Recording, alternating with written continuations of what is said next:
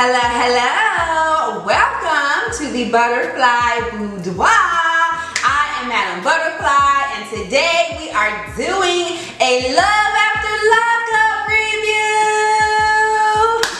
Now, for those of you who have been to my channel, for all of my fly girls, y'all are not used to this, okay? I know y'all are used to seeing me do fashion hauls, shoe hauls, vlogs, but I wanted to switch it up a little bit. I wanted to add more content to the channel. You know, I love doing fashion hauls, but you know, that can get a bit pricey. You know, that can get a bit pricey. So I wanted to do other content on the channel. I'm gonna be doing some songwriting on the channel, so stay tuned for that. And I wanted to start reviewing Love After Lockup. Now, there's only 3 channels that I watch who review Love After Lockup. That's Auntie's Advice, Ashley Miller, and Jaylee's Corner. Now, I've been watching Love After Lockup, Life After Lockup since it started.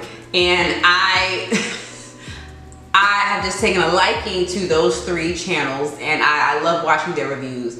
And since I decided to add more content to the channel, I figured why not review Love After Lockup. The season just started. First episode just dropped last night. So let me go ahead and do it. So have no fear though, the fashion hauls will still be here. I am not straying away from the fashion hauls. I'm just adding more content, all right? I am going to be doing a vlog coming up here shortly, so stay tuned for that. But let's get on into this Love After Lockup review.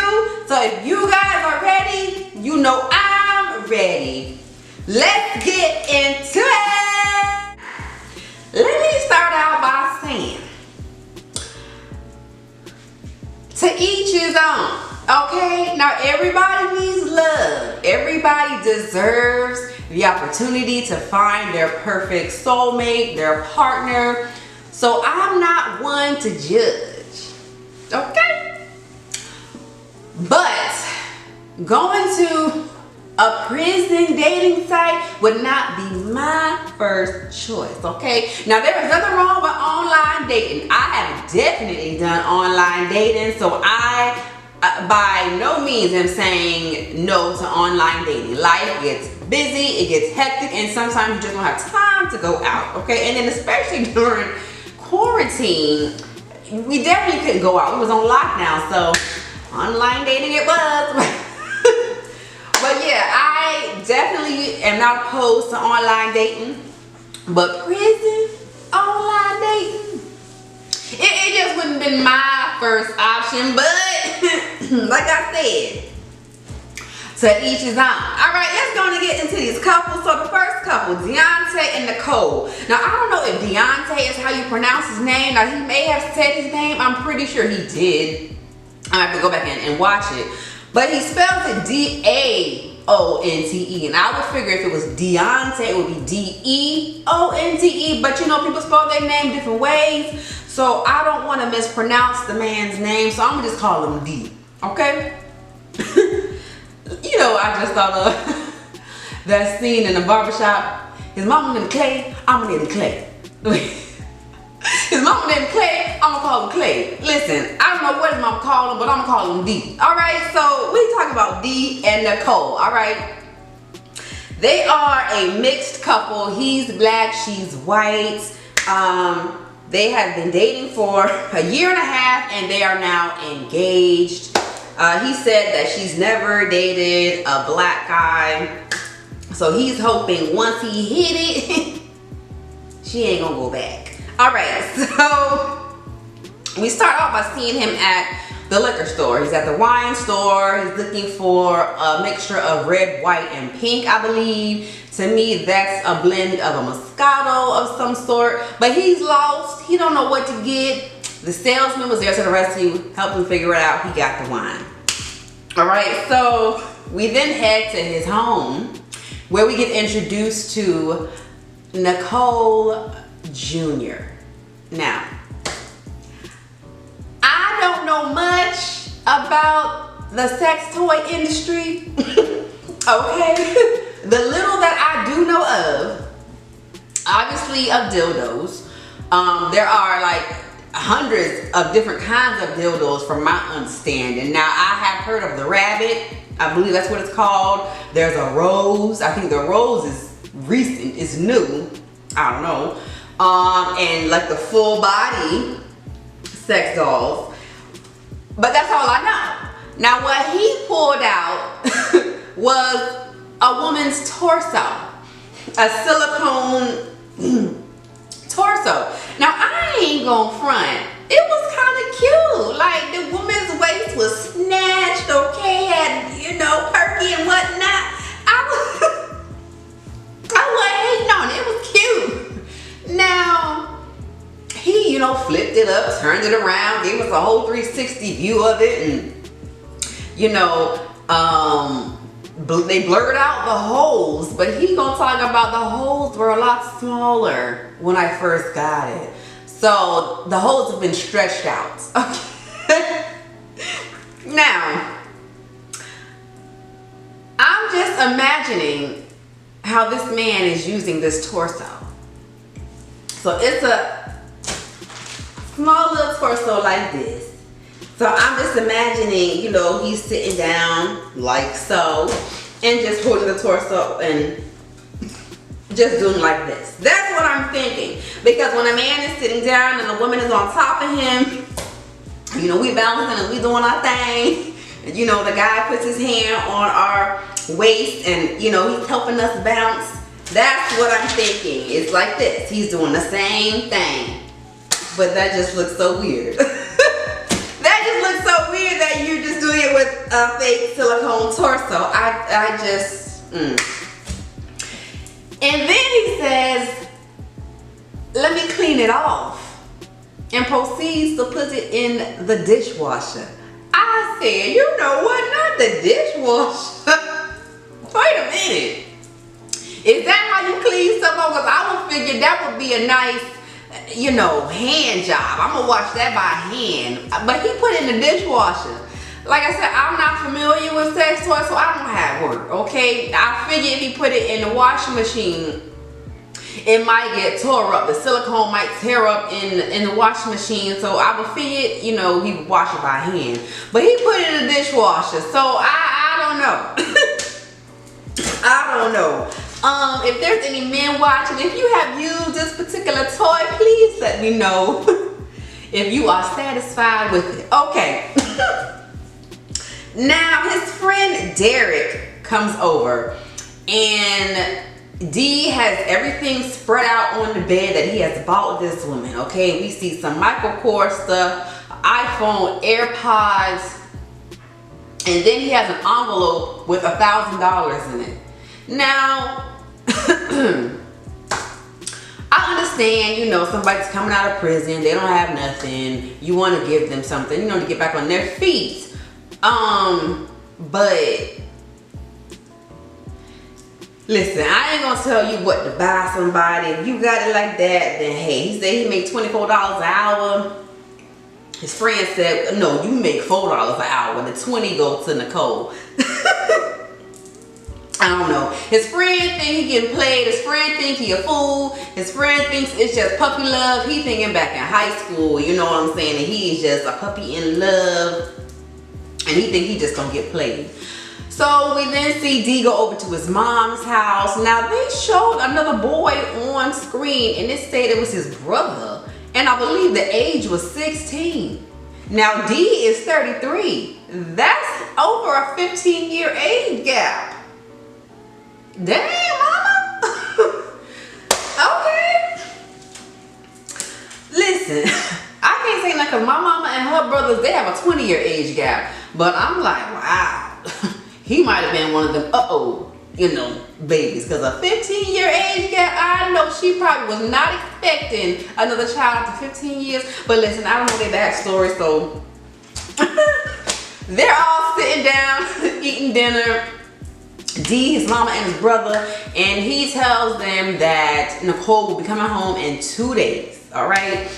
His mom, you know, she's concerned because she, you know, let it be known that this is the second girl that he's met off of the prison website, and you know, the first girl took him through a lot, took him for everything that he had. He lost his home. He had to move back in with his mama. And now you're on that same path again. You're dating another inmate. So obviously his mom is worried that he's gonna go down that same path. His brother is also worried. He then tells them that he has spent between $20,000 and $30,000 on this woman. Let me repeat that. He done spent between $20,000 and $30,000 on this woman, and he's only known her for a year and a half. Mama is like, what? What? You done spent $20,000 on what? She's locked up. Commissary don't cost that damn much. Listen, I've never dated nobody in prison, so I don't know how much commissary costs. But over a year and a half, you don't spend almost $30,000. This commissary don't have the price going up that much for a bag of chips and some drinks every week.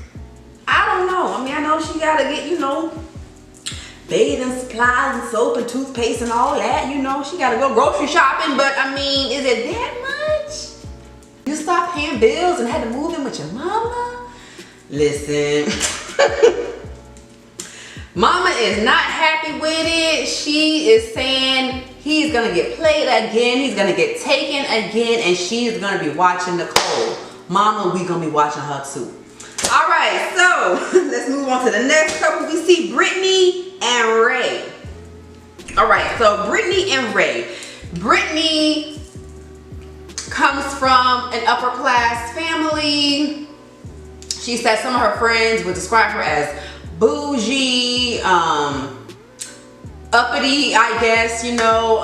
She's just a woman who was raised to take care of herself and, you know, care about her appearance, and, you know, just she was raised, you know, in a certain type of environment, and you know. So she describes herself as basically a pretty girl who likes the bad boys. Okay, so I'm pretty sure the way she was raised in an upper class family, she more than likely was not raised around the bad boy type. She wasn't around people who were rough around the edges, so to speak. So now that she's older, now that she's an adult, she's free to date whoever she wants. So she met Ray. Okay, they've been dating for 9 months. She says she met him on social media. Now they showed the messages, and from the messages and how they looked, you could obviously tell that it was Facebook. He just messaged her out the blue, said, hey, what's up, how you doing? And that just sparked the conversation between them. He said, I'm a little locked up at the moment, or I'm a little locked down at the moment. That was a sign right there.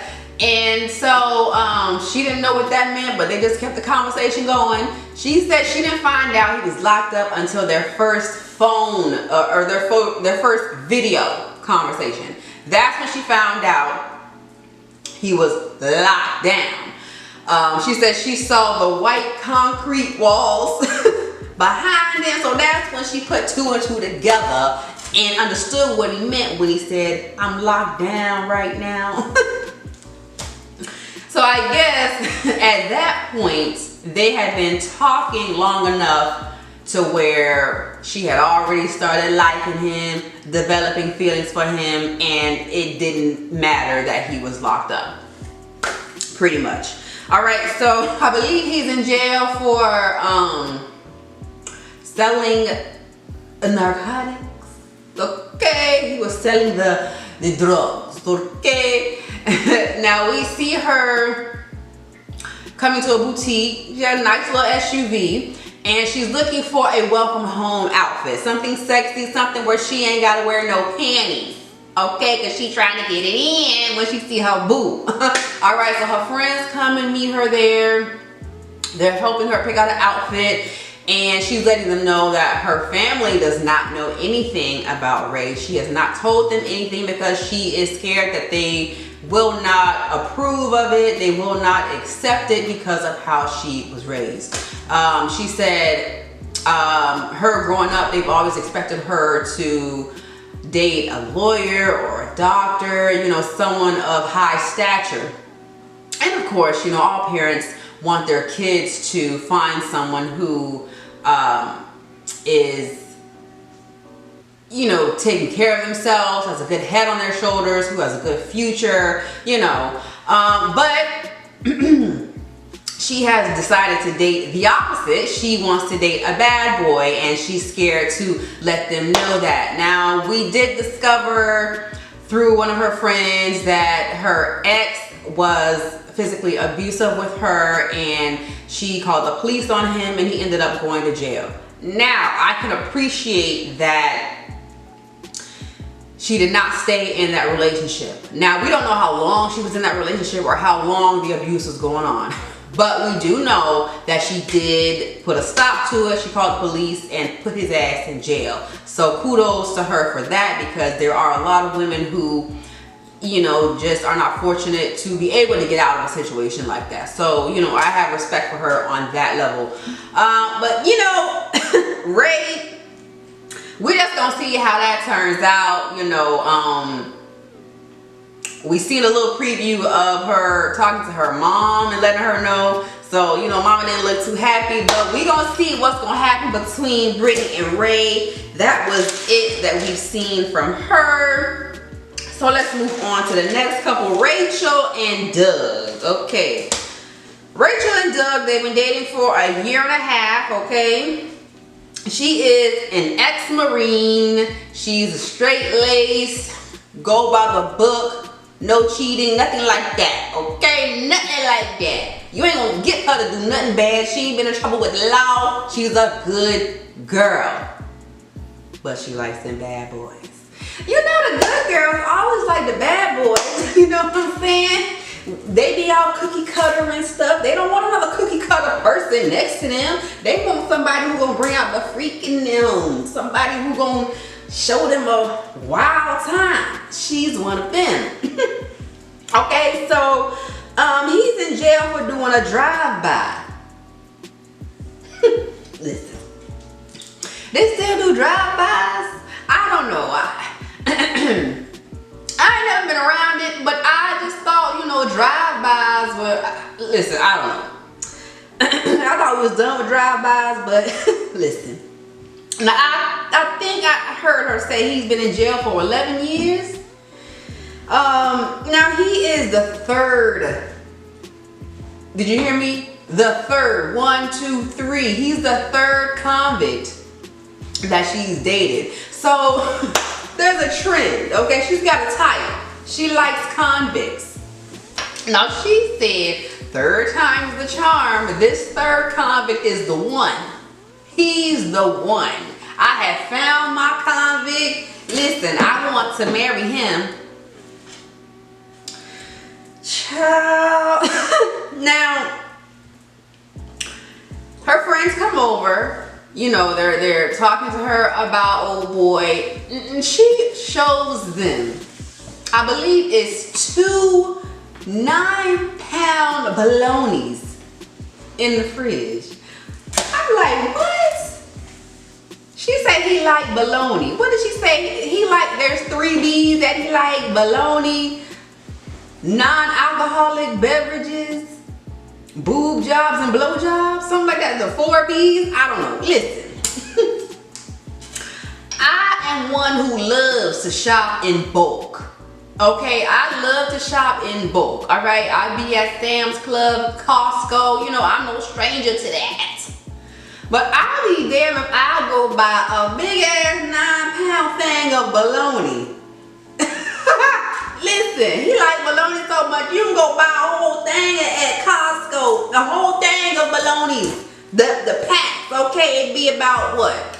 80 slices of bologna in there, okay, in each pack. I know for damn sure when he go in the kitchen to make him a sandwich, he ain't gonna wanna be slicing that bologna every time to make him a sandwich.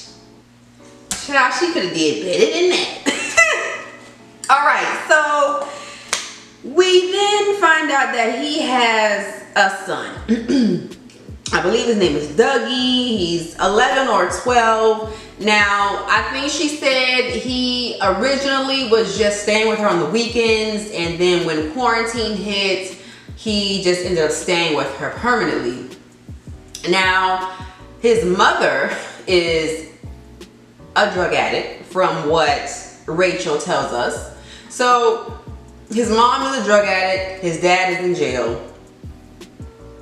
This little boy just, where is his foundation? His foundation is gone. So I can appreciate Rachel stepping in and giving him somewhat of stability, you know? So over the past year and a half, you know, they build this bond, they build this rapport with each other. So she sits him down and she starts talking to him about his dad being released. Now, she asked him how did he feel about it, and it was so sad, you know, because he said first, I'm gonna punch him in the stomach for not wanting to take care of his kid. And then I'm gonna give him a hug. You know what? This just kills me about fathers and just parents in general who are not in their children's lives. You know what I'm saying? It's like when you have a child, yes, your life changes, but it changes for the better. You know, if there's something that you're striving for, a dream you're trying to achieve, just because you have a child, that doesn't slow down the process. If anything, that just encourages you more, and it makes your grind even more, because you know you have a responsibility now. You have this new life that you are responsible for, so that makes you go even harder for your dreams or whatever you're achieving. Then if you are someone who is in the streets, you doing things you don't need to be doing, you find out you're bringing a life into this world, that sometimes makes you change, right? You have people who are like that, who are doing stuff they don't need to be doing, and then once they find out a child is coming into the world, that makes them do a complete 360. That makes them turn their life around because they want to take care of this child. Especially to someone who didn't have their father in their life or their parent in their life. You know, that always, a person who never had that parent in their life, they will always tell you, I want to make sure I give my child what I never had. You know what I'm saying? So I feel bad for this child, but you know, hopefully when his dad comes home, his dad does right by him, because you can tell he just wants to hang out with his dad. You know what I'm saying? Like all boys do. They want to go play basketball, play baseball, go fishing with their dad, have that father-son bond, that father-son relationship. And when he even said it, he said he gonna punch his daddy in the stomach for not wanting to take care of his kid. A 12-year-old shouldn't be saying that. For not wanting to take care of his kid. For not wanting to take care of me. You didn't want to take care of me. Oh my gosh, that is so sad. That's so sad to hear a kid say that. But you know, like I said, I'm glad, you know, Rachel, you know, is there, you know, to add some, you know, some form of stability. She said she was planning on adopting him later on down the road. So, you know, we'll see how that goes. He seems to, you know, respect Rachel, you know, so I hope it works out for them. Okay, so let's see what else. Is there anything else with them? Oh, he calls. So Doug calls her and he asks her, did she talk to his PO yet? And she tells him no, and he starts going off, well, you're lazy, you're slacking on your job, I'm gonna have to start barking orders at you. And then she tells him about his son not wanting to come out of his room, and then he goes off on that, saying, well, you baby him too much, you coddle him, you make him feel like a victim, da da da da da. Hello, your son is a victim. Your son is a victim. His father is in jail. his mom's a drug addict. He is a victim. Child, well, listen. So that's when we get to see, you know, some forms of controlling issues with Dove. We see some signs of verbal abuse from Dove, but Rachel likes that. She said she liked that. She likes him feeling like he's in control, and she likes him being rough and all of that with her. Listen, all right now, when that verbal abuse turns into another type of abuse, you ain't gonna like it too much, but hey. That's what we got from them, so we're gonna see what happens with them later on. All right, now let's go on to Courtney and Josh. All right, this right here. Courtney, she met Josh while he was incarcerated. Okay, she was a correctional lieutenant. All right, so she says one day she was in his cell and she looked through some of his paperwork and saw some of the things that he was writing, and she became intrigued, okay? And then they started talking. Now, I want to know, how did that conversation start? Like, did he start talking to her? Like, how did that work? An inmate, listen, I don't know how the system works, but can an inmate just walk up to the lieutenant, hey, you want to go? How does it work? I mean, when she was searching through his cell one night, did she leave a note on the bed? Do you want to date? Yes, no, maybe. How does that work? How did that communication between them start working? Now, what I'm thinking is, he's an inmate. She's a lieutenant. If I'm an inmate, I would think, let me try and sweet talk old girl. Maybe she got some powers, you know, that can, you know, get me an early release. Did it start out like that? Did it start out like that? Because if I'm an inmate and I'm talking to somebody who is running the jail, who's got a high position in the jail, oh baby, yeah, I'm talking to you because you could probably get me out early. Is that how, I'm thinking that's maybe how it started on his end. I don't know. What y'all think? Listen, now she said staff is not supposed to date the inmates. Okay, she knew that. She said she knew it was a rule, but she didn't know it was a law. Okay, she thought it was just a rule of the correctional facility. She didn't know it was an actual law, and that you could get in trouble by the law if you break it. She just figured it's a rule made by the correctional facility. If I get caught, hey, the worst that'll happen is I'll just get fired. Now, she said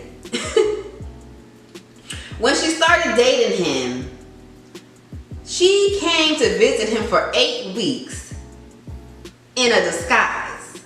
Now, the disguise was she had on different wigs every week. Now, for those of you who watch my channel, if you watch my fashion hauls, my hair reviews, you know that I have plenty of wigs. I wear different wigs all the time. And even when you see me in a different wig, my face is still the same. Your face does not change. I don't understand how she was able to see this man for 8 weeks with just wearing a different wig and nobody knew. None of her co-workers knew. Because from the shows that I have seen, when you go see somebody in jail, you gotta go sign in, they do the little pat down or whatever. I don't know if they take a picture or whatnot. But how was she able to see this man for 8 weeks and just had on a wig? Now, I don't know if when she's at work, you know, she's in her uniform and maybe she's just barefaced, she has her hair slicked back in a ponytail, maybe got a hat on, I don't know. But it feels like she might have had some help on the inside. maybe one of her co-workers, she's real cool with the person who lets in the visitors, and so that's how she was able to slide in for 8 weeks. And then the last time that she had got caught, maybe her inside connect was on PTO, and they had somebody else there who didn't know her, and you know, they just figured it out. Oh, wait a minute, ain't you Courtney? I don't know. I mean, because I just really don't understand how she got away with that for 8 weeks. Just changing up her wig. I mean, listen, I don't really pay too much attention to my co-workers, but I mean, I can recognize a face. Definitely, because I am one of those people who, I may not remember your name, but I will remember your face. But anyway, she got away with it for 8 weeks, and then she got caught. When she got caught, she got fired. Now, not only did she get fired, she went to jail for 60 days and then got put on probation for 2 years. So she's currently still on probation. He's about to get out, but now they're having some issues because he's not going to be able to probation at her house because she is on probation. So they're trying to figure out how they're going to work that out. She did say he would be able to quarantine at her house for 14 days, but after that, they don't know. Now, she did go see an attorney, and I think he said, or she said, it could end up them not being able to see each other for 3 years. Listen, I don't know. She risked it all. She risked it all. She's gonna see her man, whatever she had to do. She gonna change up the wigs and go see her man. She got caught. She stopped paying the water heater. Her water heater broke, and she said, you know what? I'm gonna freeze in this house. I'm gonna take some hot showers because I'm gonna make sure that my inmate has what he needs. Child, listen. So it's time for him to come home. All right. So she's not able to be on the correctional facility's grounds. Okay. So she's not able to go pick him up. So she has a friend who is gonna go pick him up for her. Now she has the friend drive her to the spot where she's gonna meet her boyfriend.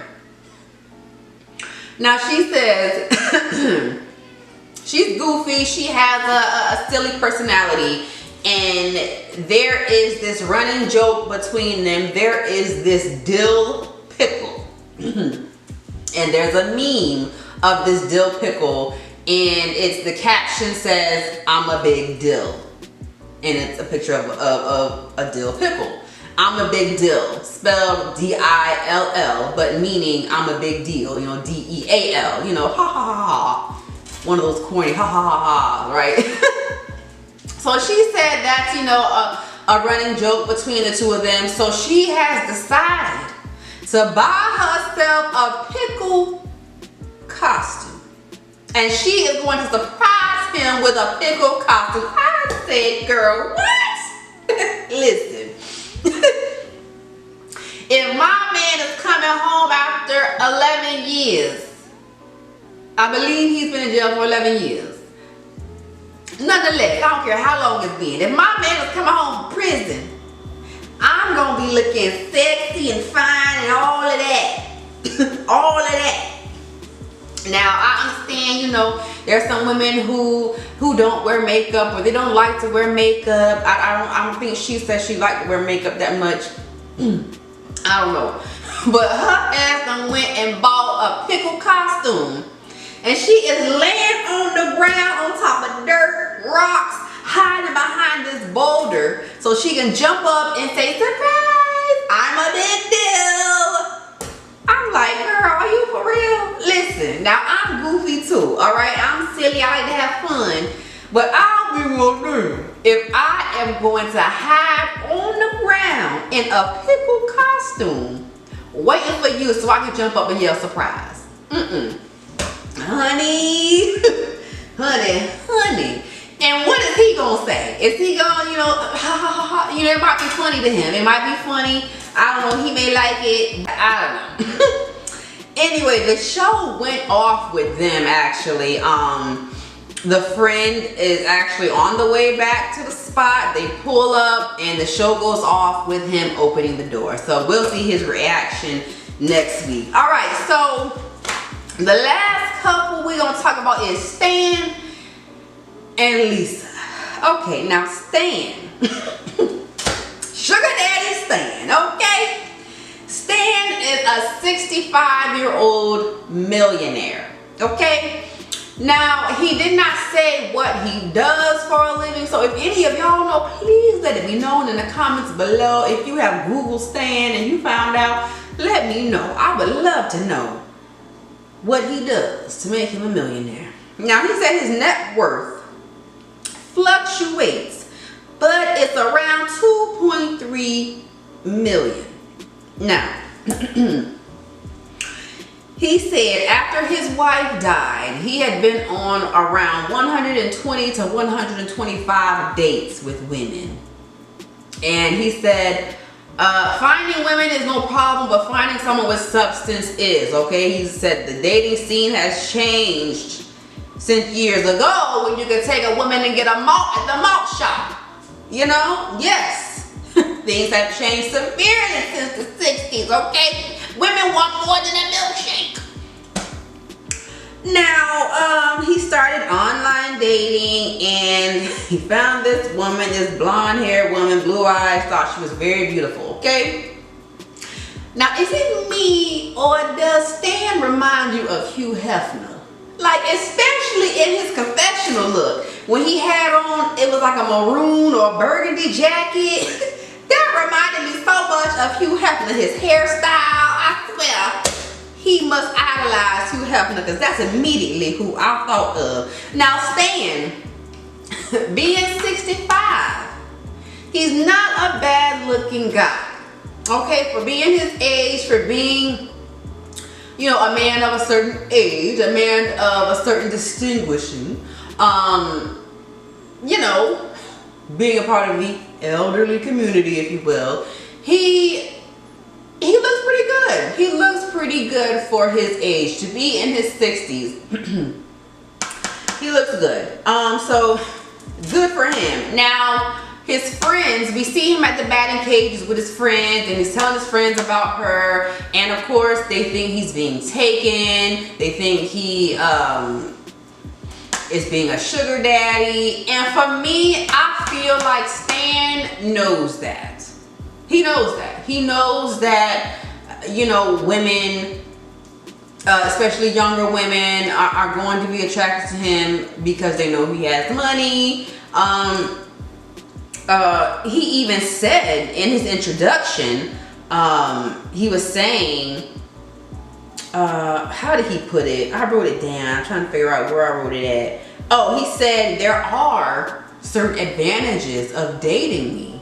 And then that's when he goes into how much his net worth is. So if you're saying there's advantages of dating you and then you tell us your net worth, that means you know that women are dating you because they know you have money.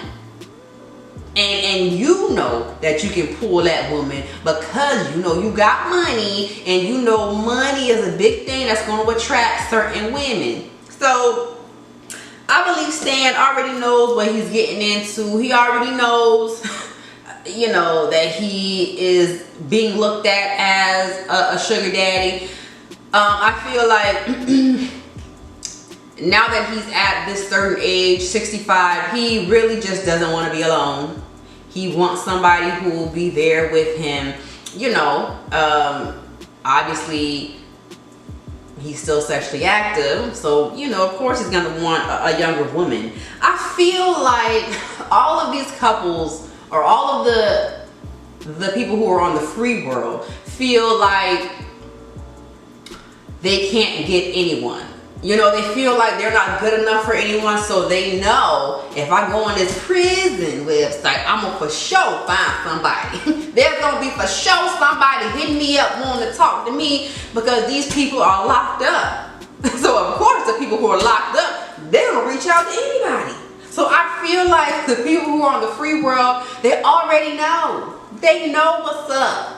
Because I just don't understand how that could be your first choice to go to a prison website to find somebody, you know, other than you feeling like there's no one that will be attracted to you. You can't find anybody, and so you know for sure an inmate is gonna want to talk to you because they gon', you know.